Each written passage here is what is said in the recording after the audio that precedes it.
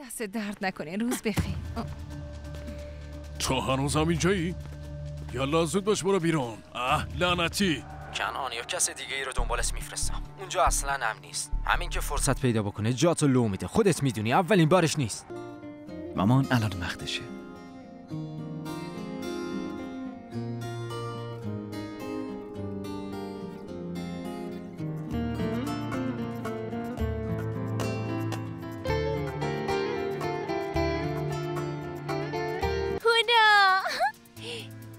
جالبی بود. فکر میکردم عمو سینا نبگه. چی گفتی؟ عقل کی؟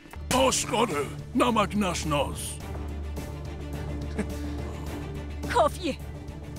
صحرا رو تو گرفتی؟ تو اینجا چی کار داری؟